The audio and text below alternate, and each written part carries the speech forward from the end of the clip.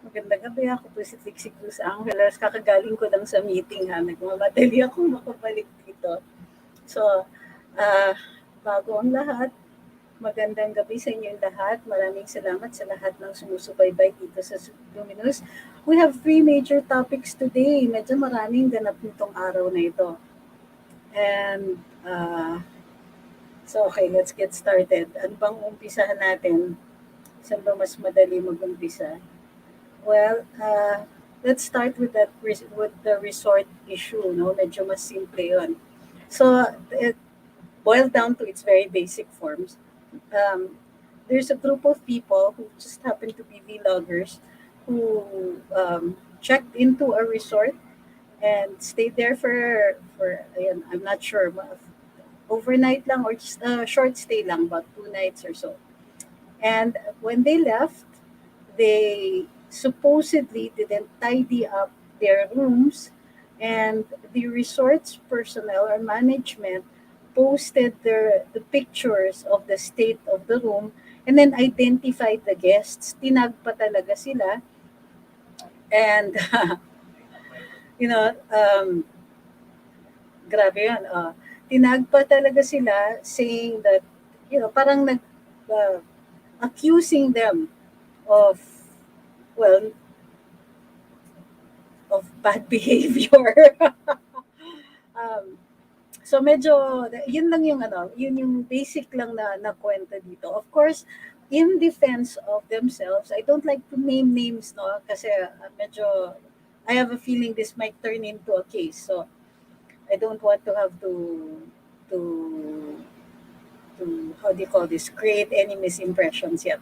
So okay, the vloggers explained their side naman also on social media, saying that they went there, they had paid naman properly, no damage had been done, and in fact were they said that they did not even complain about some of the unreasonable amounts that were being asked of them. Halimbawa, they were allowed to cook. I mean, kasama dun sa agreement is that they can cook in the resort, but every time you need utensils or cooking implements or equipment or anything like that, you had to pay. So, bayad for the sandok, bayad for the cover of the cacerola or whatever it was.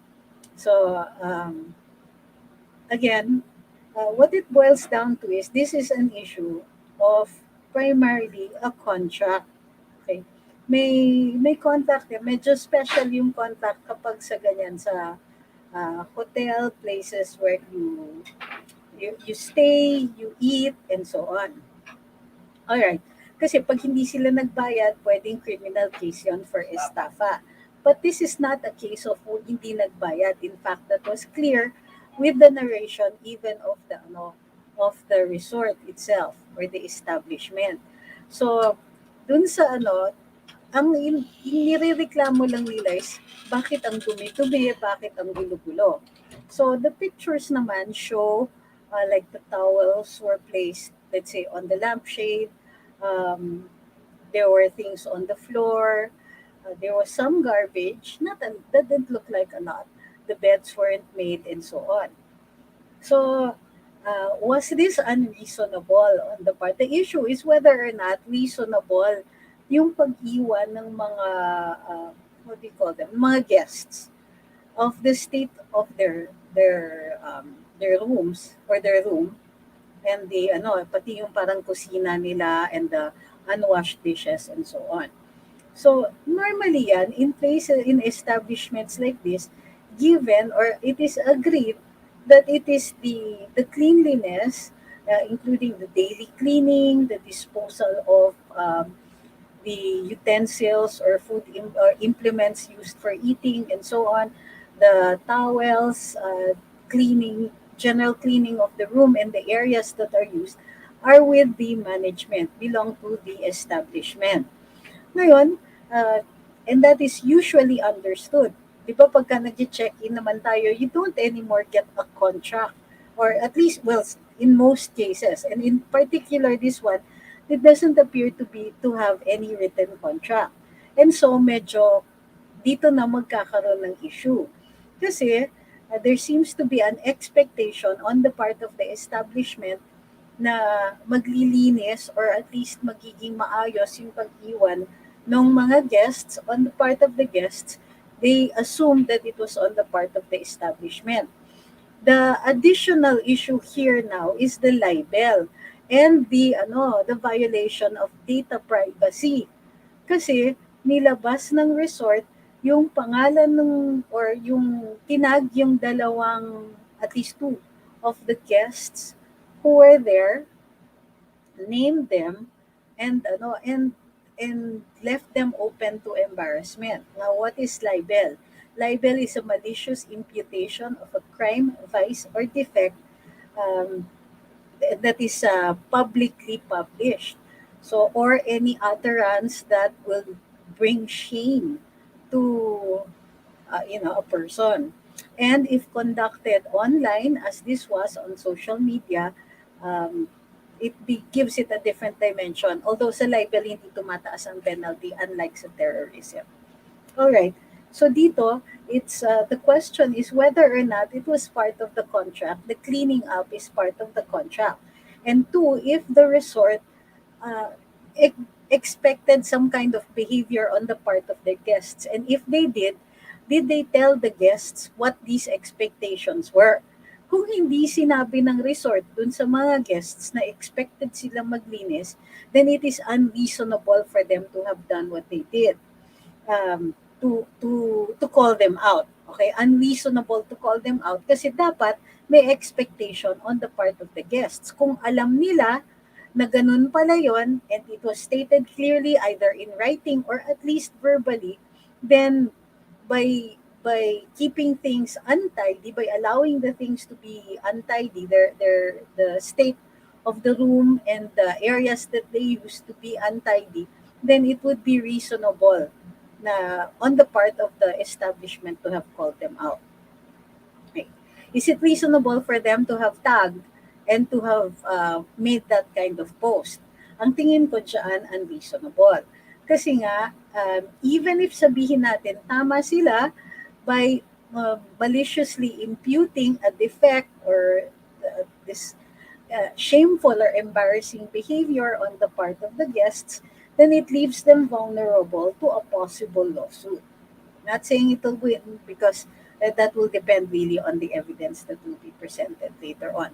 So, for me, if the establishment had been clear about what their expectations were from their guests in return for them hiring and paying for the place, then yeah, sige, okay lang, call out mo sila. But it does not really exonerate them from the libel, possible libel.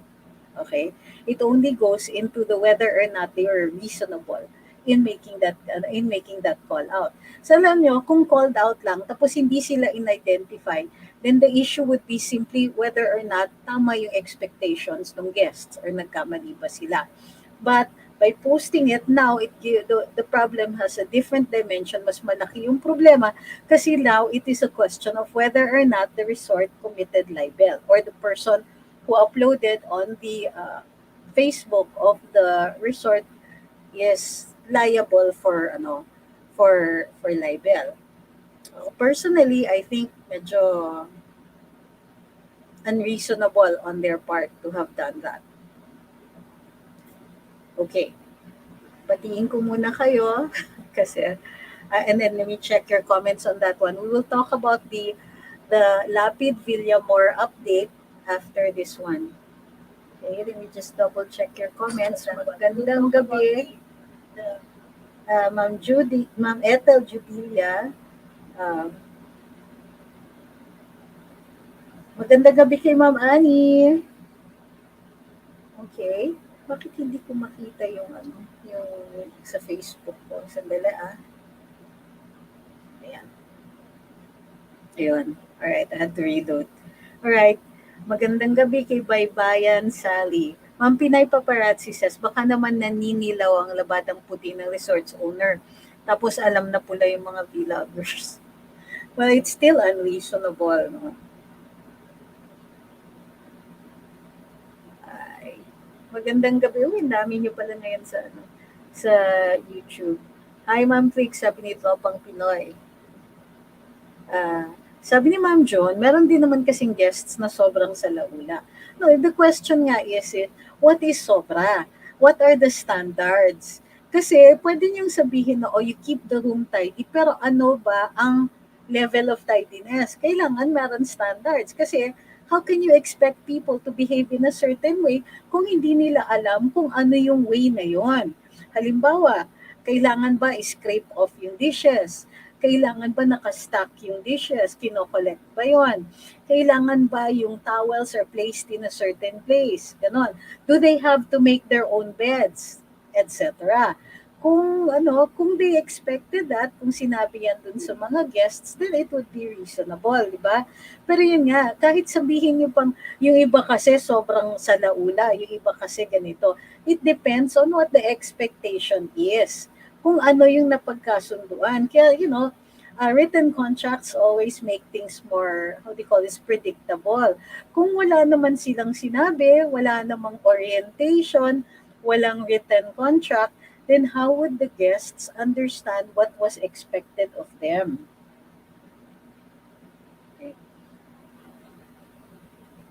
Sabi ni Marianne Vlogs, kung nagpunas ka ng bagoong sa wall ng hotel or establishments, liable ka. Pero kung simpleng tuwalya o bedsheets lang sila na talaga maglilinis noon.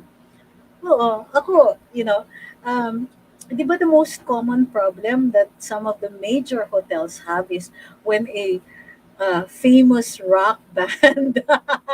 This was true, I think, in the 80s or 90s, when some of the rock bands would trash their hotel rooms when they're on tour. They would pay for all of the damages. Expected yon. And it doesn't matter. It doesn't matter whether or not, di ba, it doesn't really matter, kumbaga, yung standards. Basta, the hotel will give you a bill for the damage and so on. Here, there is an admission on both sides that there is no damage. Okay, and then that the bill had been fully paid. Ito sabi ni Facebook user, rules were set. I did not see that, number one. And number two, what do you mean by rules were set? Does it include in the rules what the reasonable expectations were?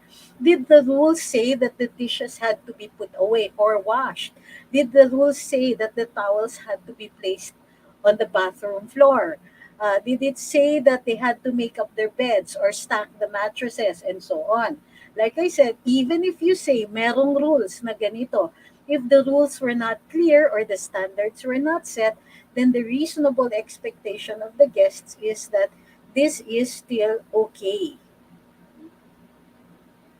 Sabi ni Selby, hotels and restaurants are expected to service the tidying, or guests aren't going to tidy up or clean up or do the dishwashing before leaving. I think it's libelous what the uploader did.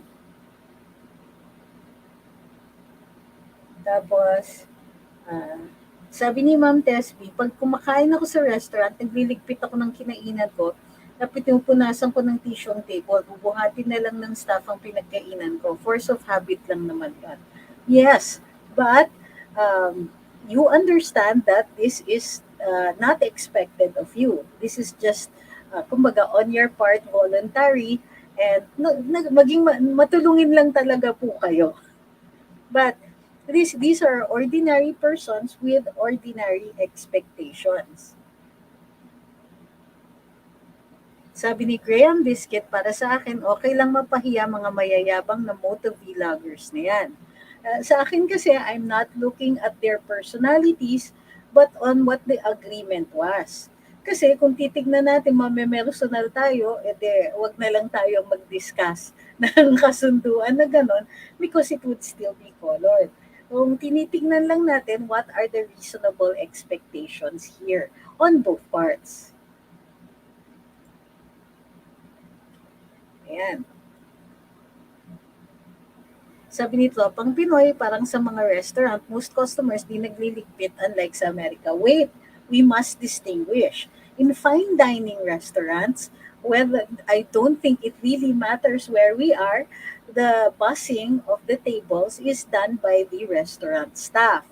In fast food places where there are bins and places for you to put in your trash or the remains of your meal, then it is reasonable expectation that you will clean up after yourself.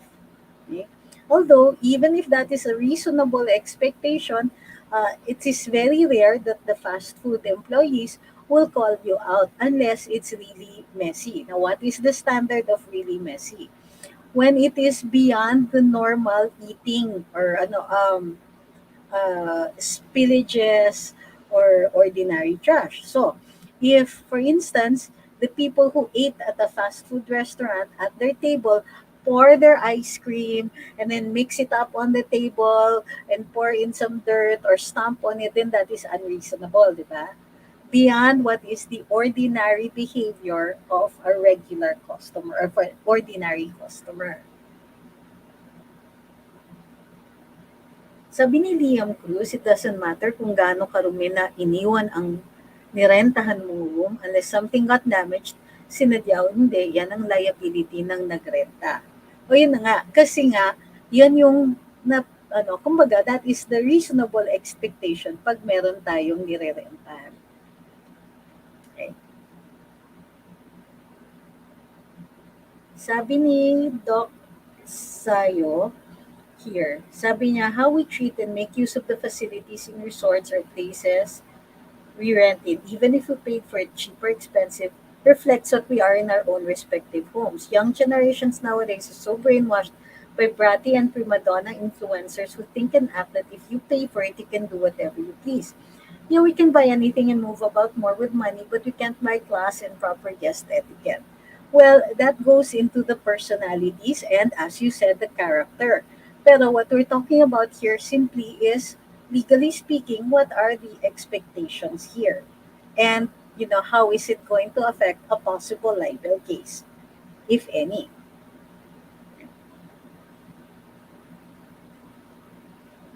Sabi ni Ma'am Pinay, when I check in a hotel, I leave the used towels on the floor of the bathroom. I was told, yes, usually there are little reminders, di ba? That doing so means I need fresh towels. Placing folded towels means I will continue using the old ones. Uh, Sabi ni Ma'am Mia, here in Japan, pag food court self-service, pagkakain mo, ililigpit mo, pati basura, itapon mo. Yes. Sabi ni Sir Frankie, always courtesy, sa Japan daw, always courtesy of the customer to clean, always the table before you leave the restaurant or fast food. So, yan.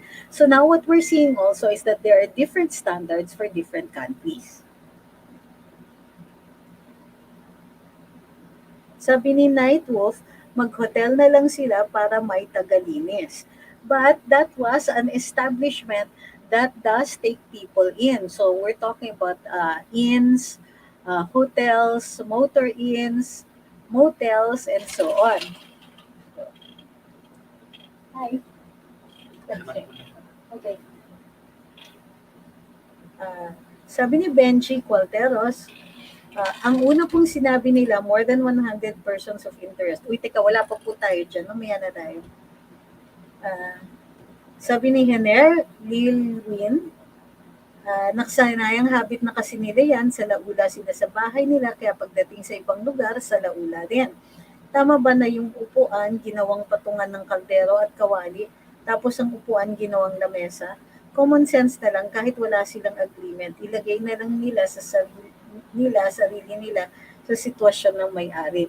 I think that the commercial nature of the relationship gives a different dimension. And gaya nga ng sinasabi ninyo, tama ba yon na iniwan yung ganito, ganyan. Kung hindi nila, if they had known, kahit sabihin na natin, sa laula sila sa bahay, ganun yung character nila. If they had known what the standards were, it would not have reached that point. We're only talking about reasonableness here. We're not talking about character. We're simply talking about the reasonable expectations of the agreement.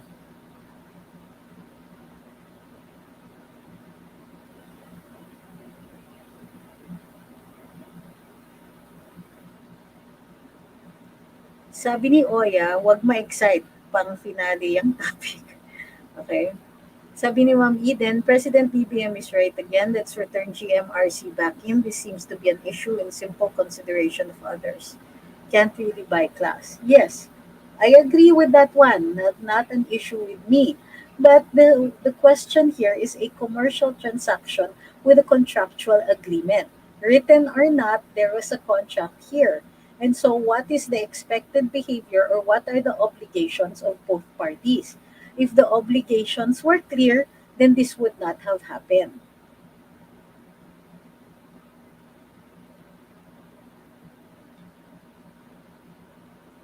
Sabi ni Weng Santos, I don't know, but I like the idea of IKEA back then where it says something like the reason why we had cheaper food back then was there were rules saying throw your own waste or clean your table as you leave. As instead of paying an extra staff to pay, we get cheaper prices. Yes, but that is the reasonable expectation in a fast food place where the prices are indeed cheaper. The things are a little more complicated when you're talking about an establishment where you are staying. For example, in an Airbnb, the rules are usually set by the owner or the person who lets the place or rents you out the place. Lalagay doon, you have to be responsible for cleaning up, washing the dishes, and so on. So I've stayed in enough Airbnbs to see that there are different rules per the owner, but at least there are expectations that are set and obligations are set for the persons as well for both sides of the agreement. Okay.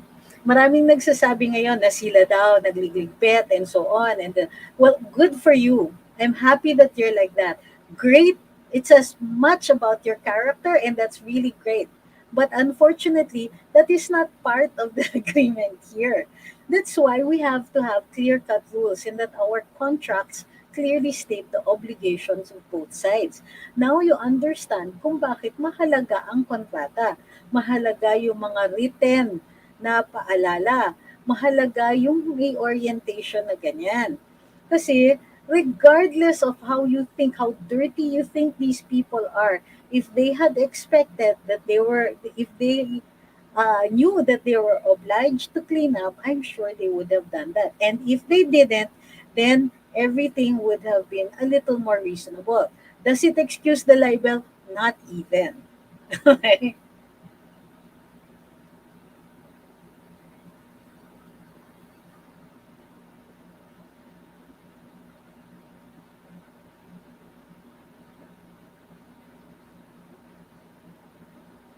Sabi ni Joe Cuedo, the Moto vlogger, based on timestamps, shows that they posted a few words about the resort that was bad. The resort then posts photos of their room along with names which hits all points for libel cases, and the Moto vloggers, based on their own testimony, claimed that they were the offending party. What was the contractual agreement? We need that copy. Do you think that these places have actual written contracts? An oral contract is still an oral contract. So you thought if you're going to get a copy, I don't think that's reasonable on your part to say that we need that copy. Nag-uusap lang tayo dito, hindi tayo po yung huwes. Was there in fact no original receipt for the stay? Now, the receipt would be an indication that there was an agreement for the rental, but it doesn't indicate what the obligations were of both parties. I think that it is irrelevant because both sides agree already. They admit that they were the contracting parties.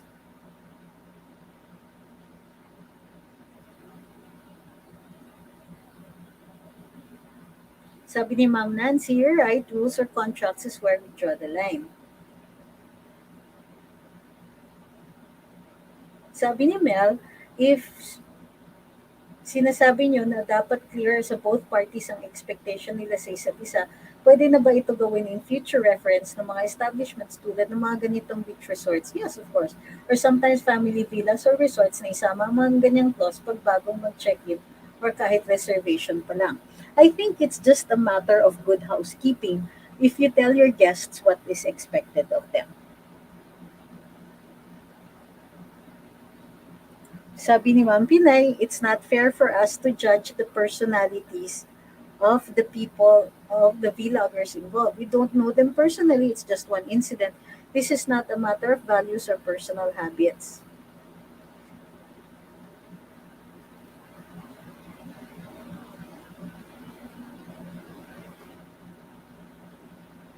Okay.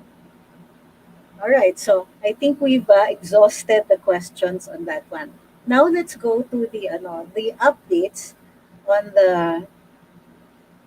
the Lapid and Villamor case. Now there was a press conference or a couple of press conferences done today at in-indicate dito na ipinuntirya na po si General Bantag at saka si SJO2 Ricardo Sulueta tungkol sa role nila.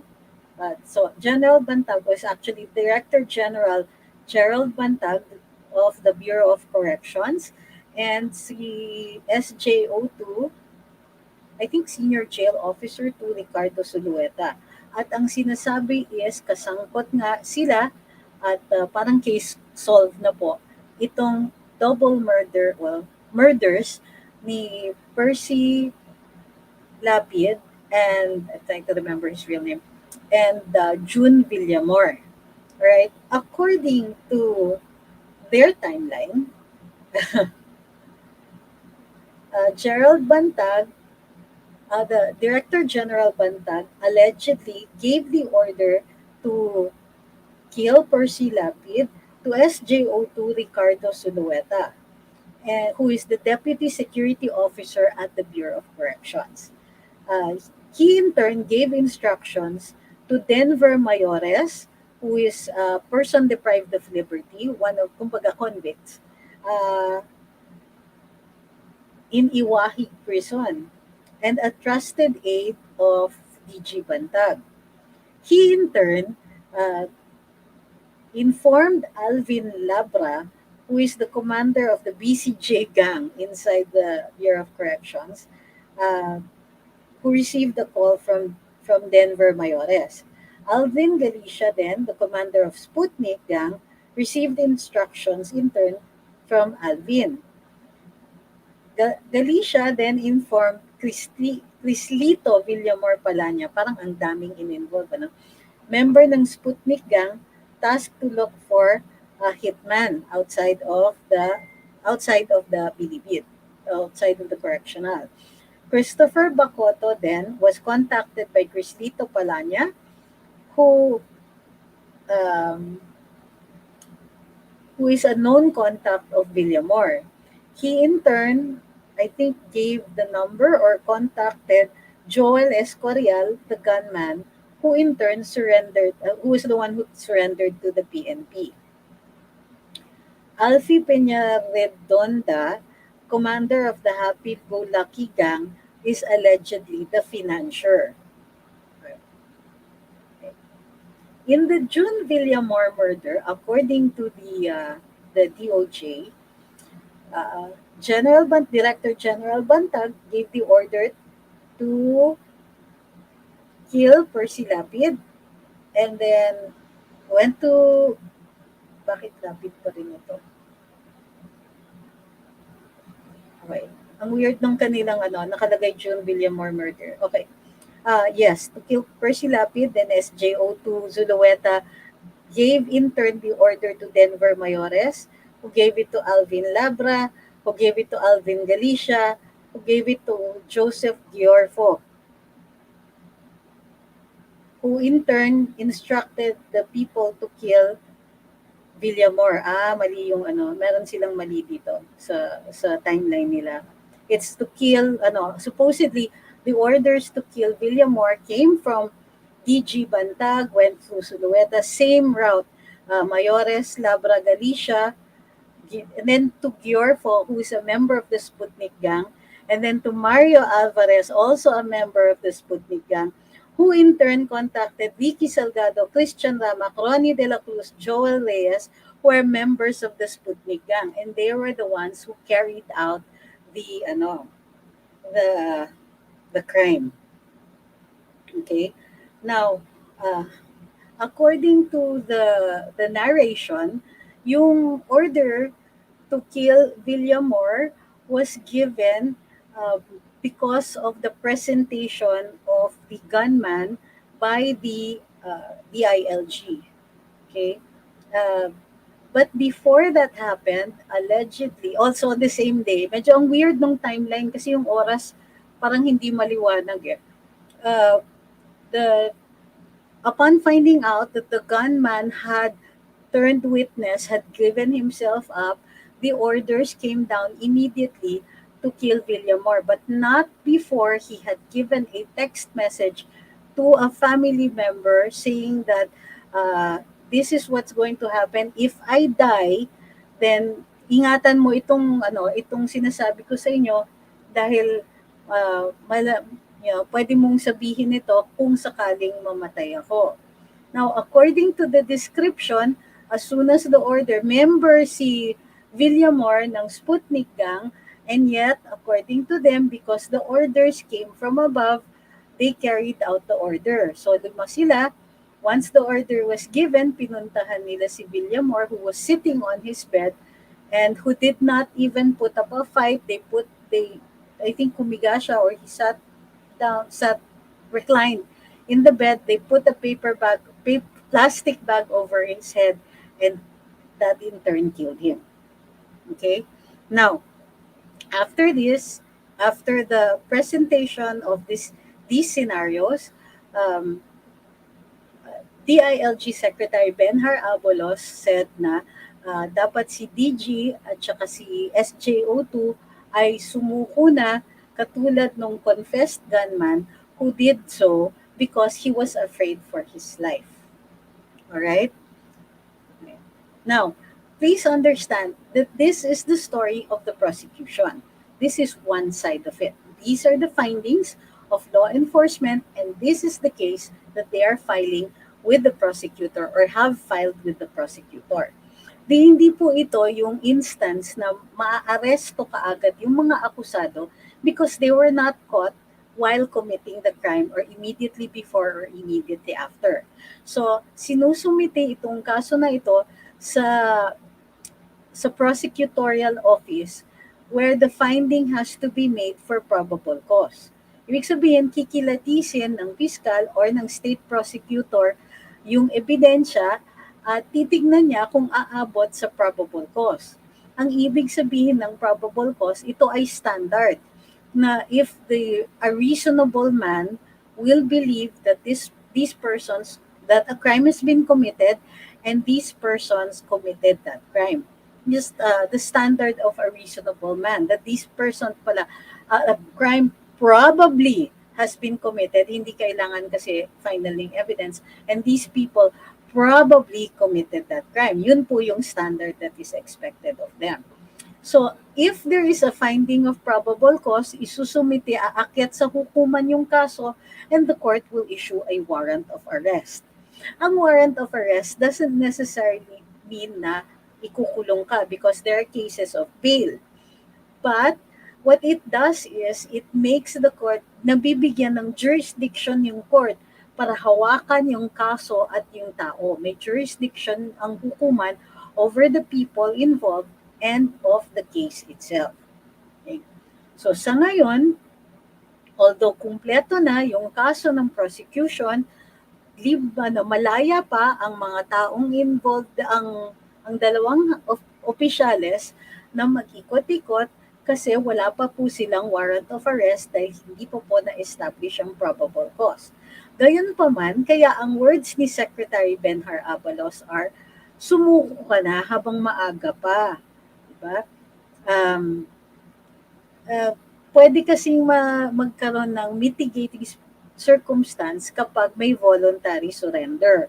And in this case, kahit wala pang warrant of arrest at sumuko ang isang person of interest or suspect, then this is taken by the court into consideration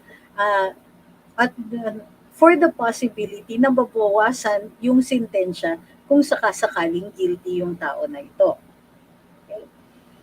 So, Is murder bailable? Generally, no. Ang homicide bailable. So right now, the charge is still homicide. Bakit? Kasi very specific ang instance ng murder. Merong mga tinatawag na qualifying circumstances. Homicide is what you charge when you have a dead body. And it's possible that the person has been killed by another person or persons. Now, if it is accidental, then the crime is reckless imprudence resulting in homicide. Definitely not murder. If the qualifying circumstances such as treachery, uh, use of superior force during a calamity, etc., then if there are no qualifying circumstances, it will still be homicide. Okay? All right. Um, Sabi ni Pearl June Franco, ang daming involved at nakakaalam sa murder mission na yan. Too many to be true. Kung ako ang magplano, kung pwede, ako lang ang makakaalam. Well, hindi na conspiracy yun. Ah, Sabi ni Christopher Cancino, kaya walang tumatangkilik sa pelikulang Pinoy, paikot-ikot lang ang storya. Uy, grabe naman kayo. Nadamay pa ang pelikulang Pinoy. Teka muna, giniginawa ko. Ayan, kasi yung nakatutok yung electric fan at saka earphone. Alright. Ah, Maging talamak na ang goga dyan sa Bucor, sabi ni Ma'am Leia. Hey. Sabi ni Edla Giwais, wag na siyang sumuko dahil di siya guilty. Well, if a warrant of arrest is issued for him later on, then kailangan na niyang magpresenta ng sarili niya to be detained and for the court to acquire jurisdiction over him. Ang sabi kasi ng hukuman o madalas sinasabi ng Korte Suprema sa mga kaso, kung wala kang kasalanan, then you should be brave in facing the court. Okay? In some instances, though, hindi talaga, well, some people don't feel brave because they don't like the way the investigation has been conducted and the evidence that is being presented might be excluding exonerating evidence. Bailable ba daw ang homicide? Yes.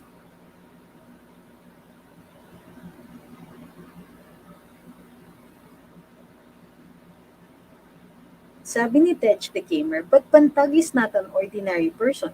Pag sumuko siya, baka patayin siya sa kulungan. Then he will become the responsibility of the detention officials. Okay? Kapag may mangyari sa kanya, then that is their doing, or the presumption is they were either negligent or it was intentional that something bad happens to him. Ang problema nga is that dahil head siya, tama kayo, ng Bureau of Corrections, if he is, hindi naman siya i-detain doon sa correctional. Iba po kasi ang detention facilities. Plus, given the extraordinary circumstances and his status, pwede siyang matulad kay Laila de Lima na special yung kanyang detention.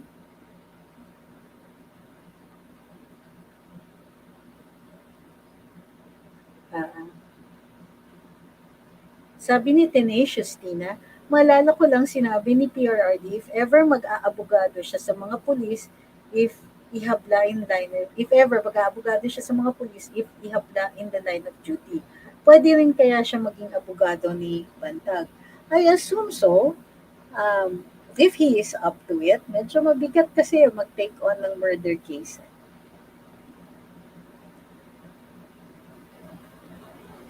Sabi ni Leia Blen, bakit na 95% mastermind lang po si General Bantag? I think we have to define.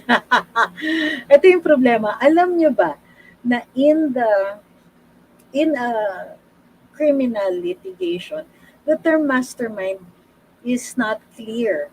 So what we usually say are, you will have to define whether the crime was committed in conspiracy or merong mga uh, ano ba yan, accessories, merong mga um, principles by direct participation, principles by indispensable acts, and so on. So, dito, wala pong sinasabi na conspiracy. Ang sinasabi nila is that yung primary na akusado dito is a principal because siya po yung nagutos. Okay? At yung utos na yon, kailangan mapatunayan ng prosecution na hindi na compelled yung mga tao na sumunod sa kanya so that they can say, they can, kumbaga, pwedeng mamitigate, mas hihina yung apoy para sa kanila. Um, yung principles by direct participation dito ay yung mga taong who actually killed the two or one of the two. Yung iba na nagutos by indispensable cooperation, which means na kung wala yung ginawa o sinabi nila, there would be no crime, even if they didn't actually participate in the killing here. So, sabi ni Oseng Yan Pagula, they still have to establish intent and proximity. Well, intent, definitely, that needs to be proven for there to actually be a crime. Kasi para magkaroon ng krimen, kailangan may batas that prescribes against it, kailangan may act, at kailangan may intent. So, kasi kung walang intent, magiging negligence lang yung crime. Pero dito, the intent is established if the person is, kung merong ebidensya nga dun sa pag-uutos at yung utos na yon is hindi siya talaga madali hindian o hindi kayang hindian.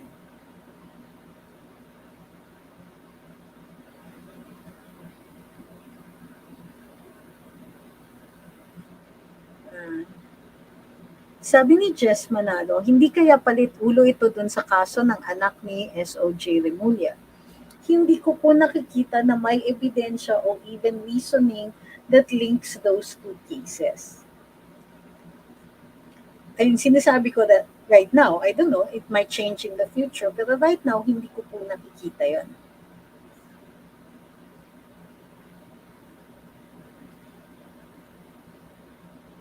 Sabi ni Ma'am Ying, may pinost po kasi si Fiscal Darwin and Attorney Topacio implying that Bantag is coercing yung witnesses against the Lima to recant. Be that as it may, does that mean na siya na ang may sala o mastermind sa Lapid case? Di po ba maaari na tama si na Piskal but sa case ni Lapid ay hindi? Well, ako I agree with you on those parts. I think that whatever Prosecutor Darwin and Attorney Topacio are saying goes into the character of the suspect, in this case, si DG Bantag. So, does it mean that they committed the crime? Not necessarily, because there are a lot of bad people out there who have nothing to do with this particular crime. Even bad people are innocent until proven otherwise, di ba? For example, parang lumalabas yan is uh, you, there's person A and then there's person B. If person A is the one who was caught holding the knife and standing over the victim, person A is known to be a good person. Does that mean that in spite of the circumstantial evidence here, the person A is necessarily innocent? What if person B was outside the room? Person B has a record. He's a terrible person. Plus he smells. Di ba? Even without that evidence, would you still suspect person B? So, what it does is it plays onto our biases, yung mga ganitong character evidence, supposedly, it plays onto our biases so that we tend to believe that this person committed the crime, even if the crime is unrelated. However, I put great faith in Attorney Cañete and Prosecutor Cañete, particularly when he talks about things that he has direct knowledge about. So, but tama si Maming, does this necessarily mean that they committed this particular crime? Ako, I disagree that it does, but it talks about the character of the person, and in this case of Dichi Bantag.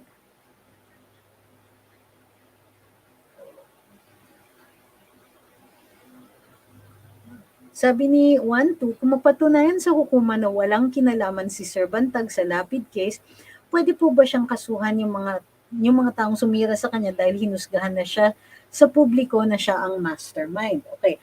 General rule kasi, if it is part of this process, then no, there's no libel. Kasi may investigation and there was a reason for them to believe this.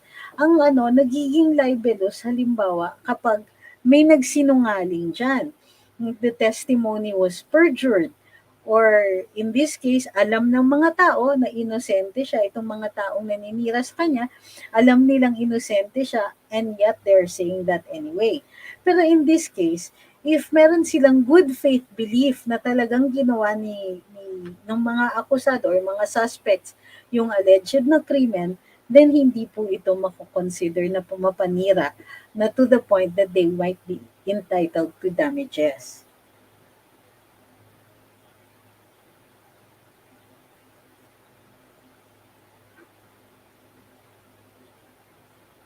Ah, sabi ni I Love Hurts, Luna Videos, ilalaban daw si General Bantag, yan sabi niya, kaysa magpakulong. I'm not sure what that means. I don't want to presume that he's talking about committing a crime. My presumption here is that it is still of good faith that he's talking about laban in court.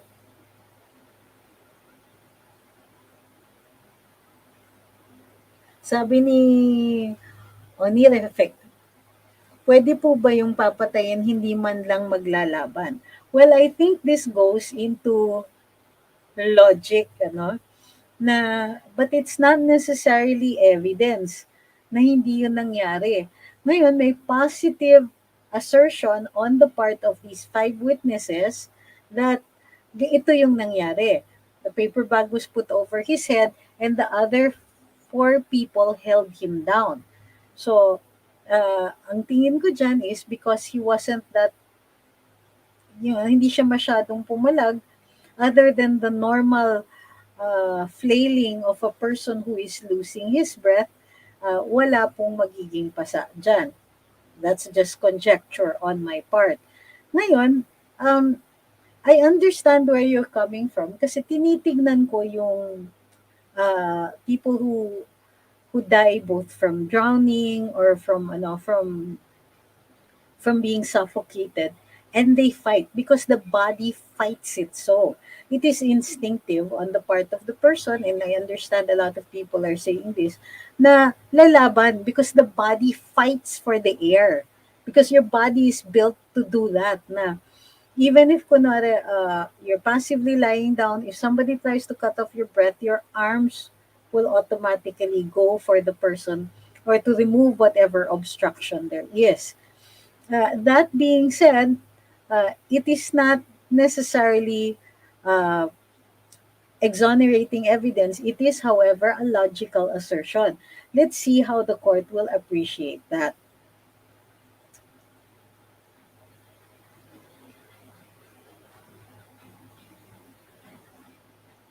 Sabi ni Pao, bakit pinapasuko si Bantag? Wala naman siyang warrant of arrest. Well, hinahalin tulad yung pagsuko dun sa pagsuko ng di umanong gunman o yung hired killer. Dahil sumuko siya, it makes things easier, not just for law enforcement, but also for the courts. Pag sumuko, doesn't necessarily mean may inaamin ng tao na may sala siya, pero to give himself up for the processes. Ang problema nga, meron pang probable cause hearing ito. So there is no need yet for the person to surrender. But it is very convenient for law enforcement if that happens.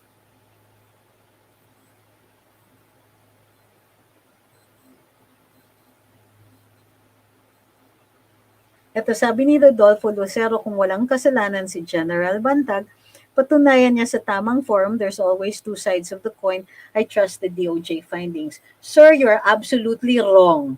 Okay? No person is supposed to prove their innocence.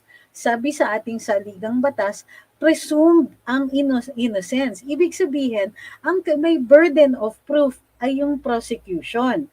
Maglalabas ka lang ng ebidensya kapag tinanggap ng hukuman yung ebidensya na yon at without a corresponding refutation, meaning sinalag mo on the part of the accused, then that evidence will stand alone at yun lang po ang gagawing basihan ng hukuman.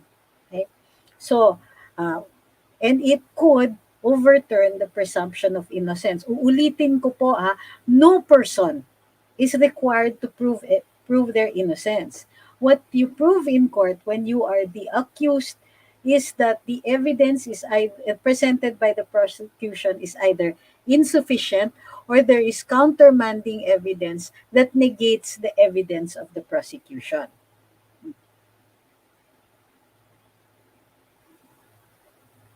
Sabi ni Burns, normal lang po ba na ma-influence ng testimony or evidence ang forensics before mag-autopsy?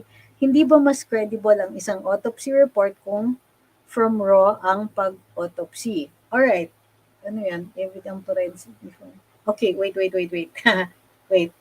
Iliwanagin lang po natin yung proseso na ito. Now, once there is a death that is possibly murder or of a suspicious death, even suicides are subjected to forensic examination.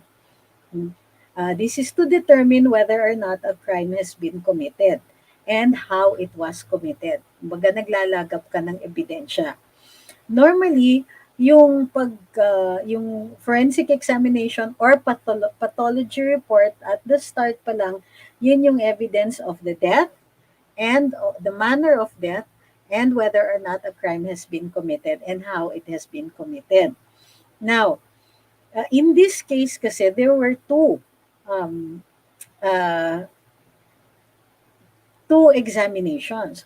One was before embalming and second after embalming yata, 'di ba? Kasi parang late na nung nahabol ni Dr. Fortune. Now, let's assume for the moment na hindi pa embalm. Which is the official report? The official report is that of the NBIs. Si Dr. Fortune was there at the request of the family, and later on, the DOJ secretary joined in that request. Now, this means that Dr. Fortune is giving evidence on behalf of the family, but it is not yet clear if she is the one giving evidence on behalf of the prosecution in its entirety. Meaning, yon ang magiging official. At the start, because she had been making conclusions, and we will presume that she is a witness for the prosecution, in particular for the family. It is not necessarily the same thing. But if the DOJ adopts the findings of Dr. Fortune, then that will be the evidence of the prosecution and the evidence of the state.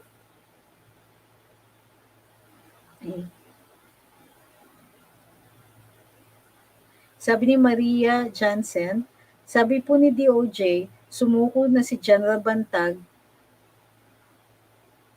din patunayan, hindi ko po nag-gets yung sinasabi niya.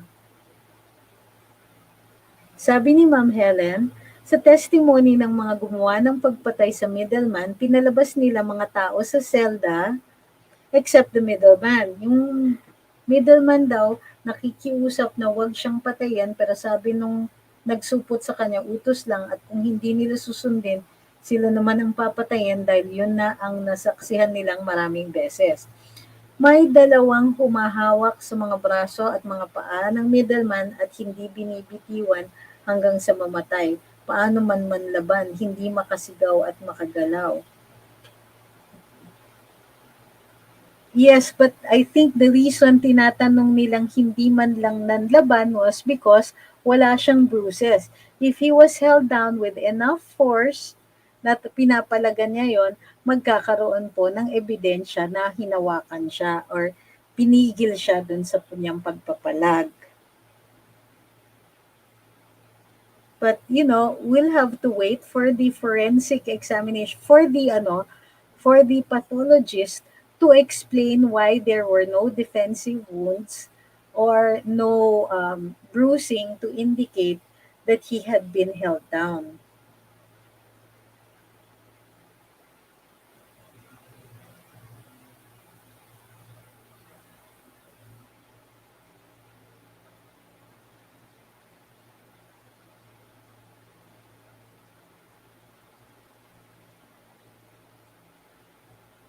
Sabi ni Christine, will DOJ give updates on the other 159 persons of interest? How were they ruled out, or is it everybody looks at Bantag only mode? Well, I think that is something that needs to be explained because they were the ones who originally said na 160 persons of interest ang tinitignan because these were the people supposedly affected by the decedent Mr. Lapid's hard-hitting style of journalism.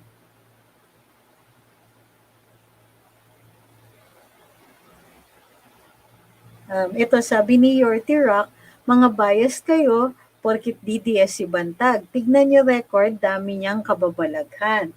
Yes, sir. Kahit sabihin pa natin na kriminal si DG Bantag, ang kailangan dito ay ebidensya na siya po ang gumawa ng krimen na ito, regardless of his character or of his past. So, kung may ebidensya, beyond the testimony at corroborated na si DG Bantag mismo ang nagbigay ng order, may supporting evidence po na ito, it doesn't matter whether may kababalaghan siya o wala. Ang mapapatunayan yung kanyang participation.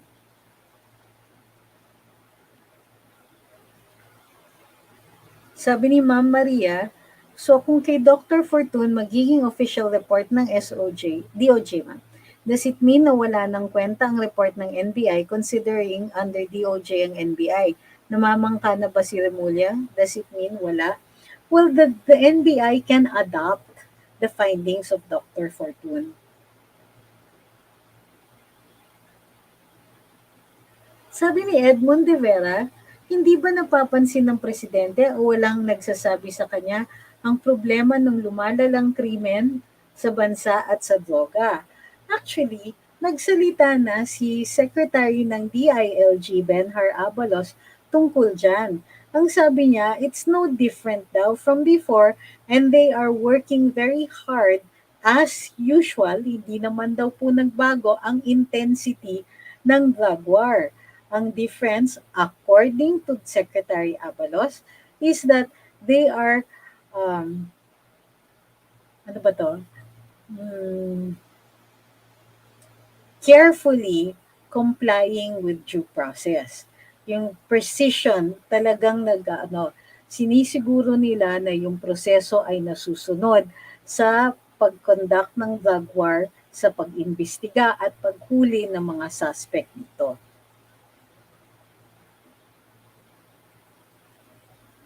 Makikiusap ako dun sa mga nagko-comment, kung maaari, wag naman po all caps unless sinisigawan niyo talaga ako.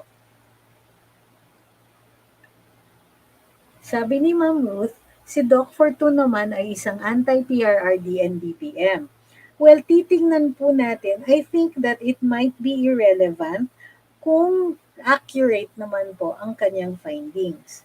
So, maaari naman sumagot ang akusado at kumuha din sila ng sarili nilang eksperto para salagin yung findings ni Dr. Fortune at ng NBI.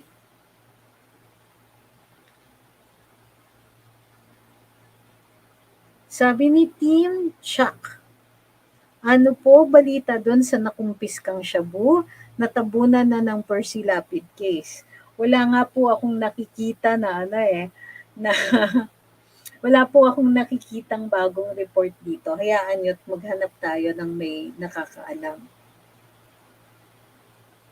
Sabi ni Jordan, as per DJ Bantag, kung siya ang gagawa talaga, bakit sa loob siya kukuha ng gagawa yung mga kalaban niya, yung mga nasa loob na pwede siyang ilaglag? What do you think? Well, it is reasonable. Kumbaga, it is the use of logic, which is not necessarily evidence. Diba? Kailangan pa rin niyang mag-produce ng ebidensya na kukontra dun sa sinasabi ng mga witnesses dito. Kung wala siyang independent evidence, maaari naman ma-elicit yung ebidensya na yon doon sa pag-cross-examine ng mga witness.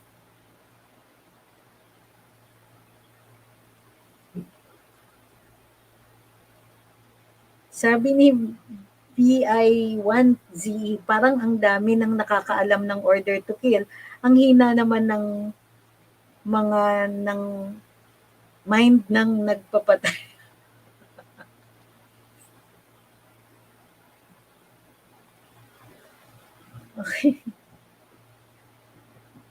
Sabi ni Carmelita Balawitan, kung pinatay si Lapid through suffocation, hindi ba dapat tignan kung may mga bruises o pasa ang June Villamor? Tinignan naman po at ang base dun sa report ni umano ni Dr. Fortune, wala naman po siyang nakita ng mga pasa or defensive wounds.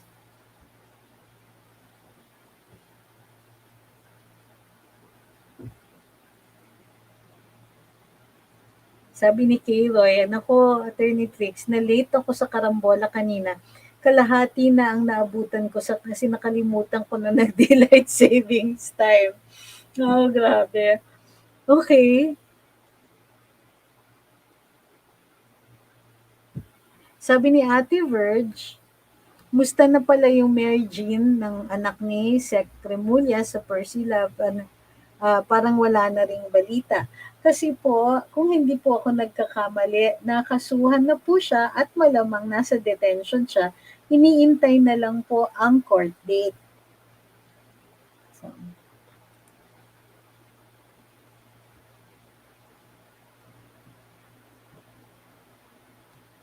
sabi ni Ma'am Ying, we will hurt if they find him guilty, but as long as it is with absolute certainty, okay lang, he should face it. But if they are playing like now, they should not blame us defending Bantag. Bantag is not a saint. He can't be a saint kung Bucor hawak mo. Bantag has his own monsters inside of him, but he also has monsters inside Bucor that he has to make them toe the line for him to survive there. Okay? Uh, okay. So, I think we've exhausted this one. Um, Sabi ni Baduk Gaming, with the interview kanina ni Secretary naman po si Sec Remulla, kayo naman, wag naman tawagin Yusek. Kanina daw kay Katunying, sabi ni Sec Remulla, walang hard evidence linking Bantag, sabi sapat na daw yung statement ng mga PDL. Well, ganito yon ano, ang testimonial evidence, pwede rin siyang salagin ng other evidence such as other testimonial evidence or object evidence. I think what worries the accused here is that it's going to be difficult to get testimonial evidence that is in the negative. Like, wala naman akong nakitang sinabi si DG na ganon. That's not acceptable. Well, ang kailangan na ebidensya is yung another eyewitness who says that I was there on the day that DG Bantag talked to SJO2 at wala siyang sinabing ganon. Eto ang sinabi niya. And so on. Mainit na naman. Okay, sorry.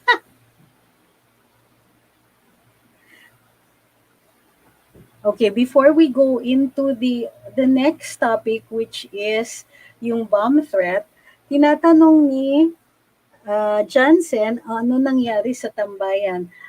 So the time slot was needed by the station. Kung kaya't na and no other time slot was offered to tambayan, but we are already in talks with another station who has sent an invitation not to tambayan but to Luminous. So since Luminous is what is the owner of the show, then in all likelihood, it could transfer to another station. Tapusin lang po namin yung talks about it.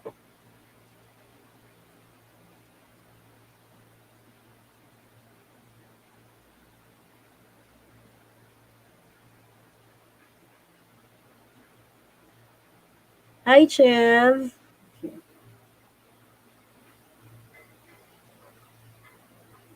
Okay. Finally, sabi ni Ma'am Debbie, di po ba may sinabi yung isang involved sa Lapid case na yung mastermind nila ay tinatawag nila na tanda? Ewan ko po. All right, next, let's go into that scare. Now, kanina, during an event at a school in Taguig, sorry, I forgot na ano yung name, sandali ah. Hahanapin ko pa uli yung name ng ano, ng school. Signal National High School.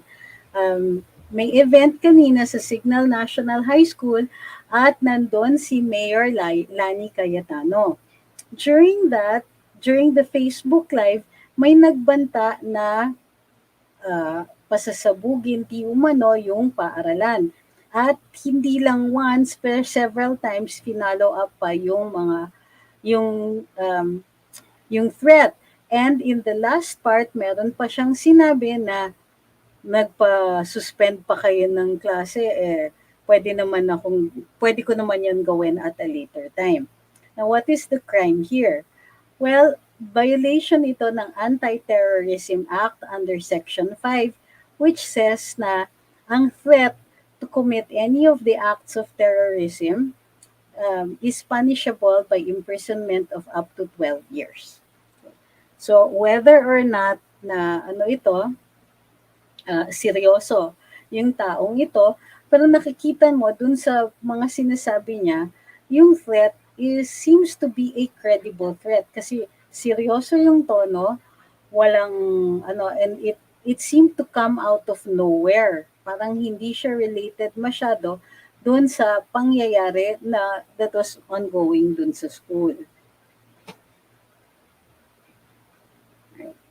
So, we need to be very careful about what we post online, lalong-lalo na sa mga ganyan, kasi nga, it's not, well, it's very, very dangerous.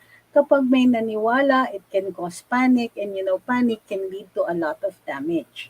So, in this case, we are fairly sure na mapapag-imbestigahan yan at maaari pong matrace ng Cybercrimes Division ng NBI or ng PNP yung source o yung tao na nag-post ng mga yan. Should that happen, ako personally, ito yung instance na dapat sumuko yung tao para may pagkakataon pa siyang mag-explain habang ongoing yung investigation.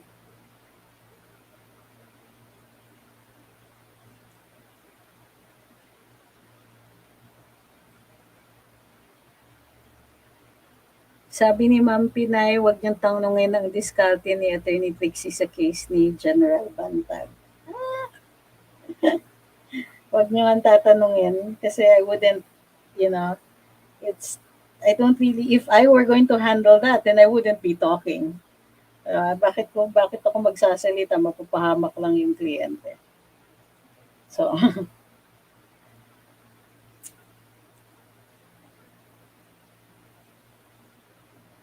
hi po, paano ang kay General Bantag? Wala naman silang nakita kundi nakinig lang sa sabi-sabi. Well, it will depend on the credibility of the witnesses and their ability to withstand cross-examination later on. At saka yung logic ng sinasabi nila. Sabi ni Gwen, I can't wait for the 2028 national elections nang maupo si Sara Duterte.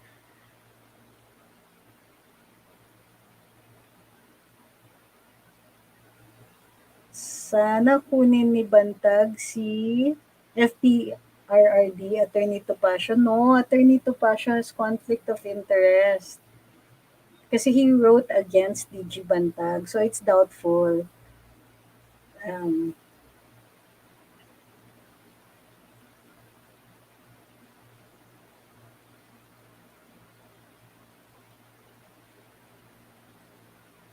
Di ko naiintindihan yung ibang comments.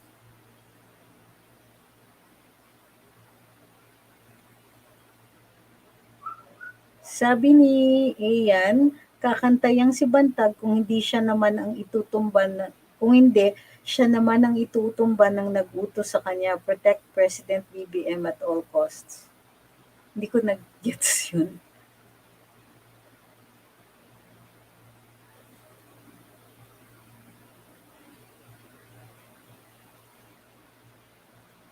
Hmm, unusual.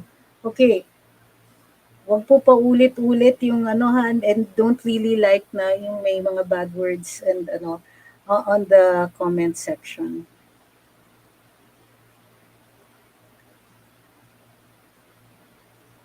Uh, Sabi ni OFW Small Channel, ang sarap naman ng buhay ng gunman sa kanya mapupuntang pabuya tas absuelto pa sa kaso. I doubt it. Kasi for a person to become a state's witness, then he has to be the least guilty. Eh kung siya yung bumarel, hindi siya po yung least guilty. Di ba? So, the best that the gunman can hope for is mabawasan yung penalty ng kanyang pagkakasala. Sabi ni Roy, "It doesn't make sense po na maraming middleman. Ang alam ko po parang negosyo lang yan, mas rekta sa supplier, less complications, and less gastos." May punto ka naman dyan. But like I said, all of these, they are either conjecture or relate to the logic of the evidence that we're seeing now. It will be very different kapag nagpresenta na sa hukuman. And in that instance, it is not enough to simply argue whether or not the evidence is logical, but the defense may have to present their own evidence para lang masalag yung mga hinahain nila.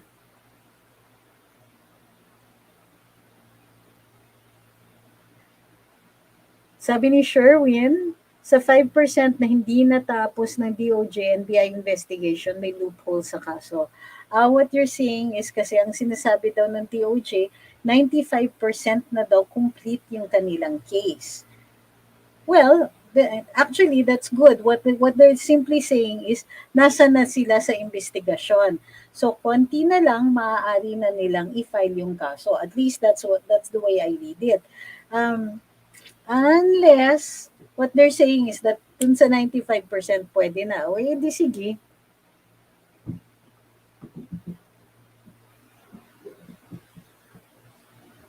Kaya sabi ni Erwin, off topic lang since di na kayo sec ng OPS, baka pwede kayo mag-discuss about yung culture natin. Pwede naman po, pero hayaan yung mag-schedule muna ako dito sa schedule ko kasi aside from karambola and my other activities, back to school po ako next Thursday. So, kung kakayanin ng schedule, then yes, we will talk a lot about culture kasi we'll be studying that again at isasali ko kayo dun sa ano, dun sa ating ano, sa mga natututunan ko sa school. Alright? So, kasi more than 1 hour na tayo. Maraming maraming salamat po sa sumubaybay dito. I think hindi pa nga natin na-exhaust lahat ng mga katanungan dito. But we will wait for further developments in the case. Kasi ako, I'm thinking that it's very rare that you can actually have so much evidence to complete every stage of a crime. Usually yan, nagpa-file ng kaso yung mga police or yung law enforcement once naka-achieve na sila dun sa level ng probable cause. So let's see what the evidence will be later on in the courts.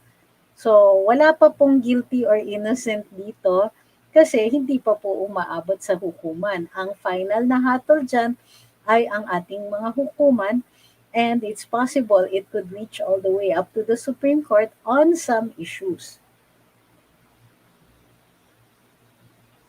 Sabi ni Sherlyn Maki, sigurado na ba sila na yung namatay na middleman ay ang tinutukoy ng gunman? Kasi akala ko maraming Villamor, baka nagkataon lang namatay yung Villamor ng araw na yon. May punto naman po kayo dyan.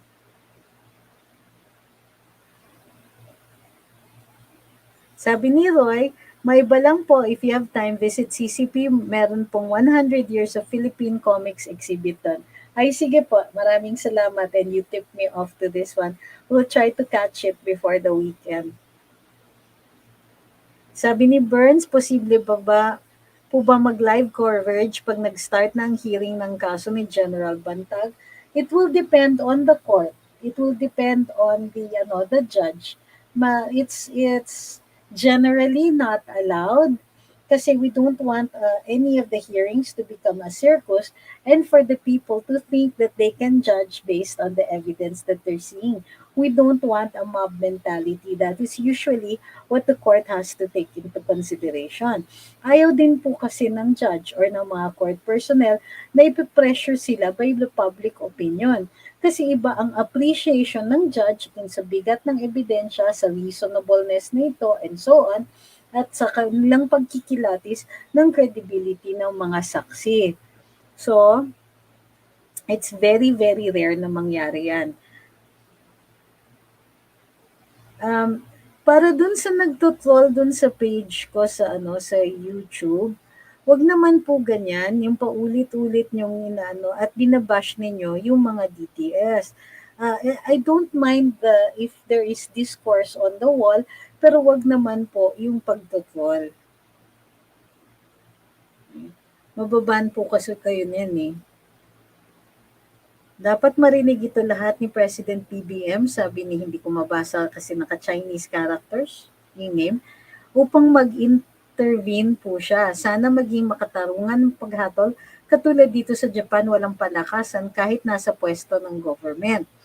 Alam niyo madam, hindi po kasi nag-i-intervene dapat ang isang pangulo sa kaso. Ang executive na nga po ang nagpo-prosecute. So, ang judiciary po ay independent and separate branch from the executive. Hindi po pumapailalim ang mga mahistrado ng Korte Suprema o ng mga huwes o mga judge natin sa um, sa poder ng ating Pangulo, hiwalay po yun. At hindi rin po gawain ni President BBM yung nakikialam sa kaso. So, hindi po mangyayari yan. Sabi nga ng Presidente, di ba, even uh, if he asks the prosecution to do something, i-consider niya yon na intervention, which is not a good idea for him to do.